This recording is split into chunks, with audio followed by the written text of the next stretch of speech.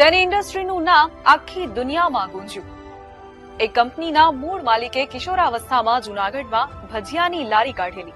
એ કિશોર એટલે ધીરુભાઈ, જેમનામાં સફળ થવાની ધગશ, ધંધો કરવાની આવડત અને તન તોડ મહેનત કરવાની વૃત્તિ હતી, જે પેટ્રોલિયમ કિંગ કહેવાયા. આજે તેમની રિલાયન્સ કંપની સિંગલ લોકેશન પર વિશ્વની સૌથી મોટી રિફાઇનરી છે. ભાસ્કરની ખાસ સિરીઝ લક્ષાધિપતિના બીજા એપિસોડમાં આજે વાત કરીશું ભારતના સૌથી અમીર બિઝનેસ ઘરાનાની, અંબાણી પરિવારની.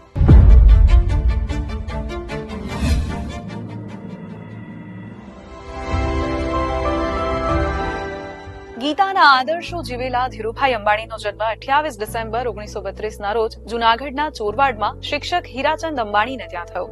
નાનપણથી જ વેપારી બુદ્ધિ હતી, એટલે જૂનાગઢમાં શિવરાત્રીના મેળામાં તેમણે ભજીયાની લારી નાખેલી.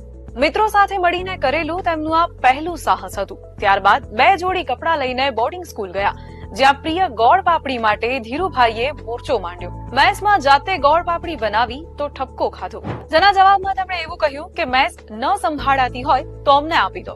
બસ ત્યાર પછી તેમણે આખું વર્ષ મેસ ચલાવી. કરી બતાવવાની ધગશ અને સાહસ તેમનામાં પહેલેથી હતા. નવાબના શાસનમાં ત્રિરંગો લહેરાવાનો હોય કે પછી 18 વર્ષની ઉંમરે ઇટાલિયન કાર્ગોમાં બેસીને એડન જવાનું હોય, ધીરુભાઈ અંબાણી ક્યાંય પાછા નહોતા પડ્યા. અંગ્રેજી નહોતું આવડતું, છતાંય દિવસે ક્લર્કની નોકરી અને રાતભર અંગ્રેજી શીખ્યા. 1955માં કોકિલાબેન સાથે લગ્ન કર્યા. 7 વર્ષ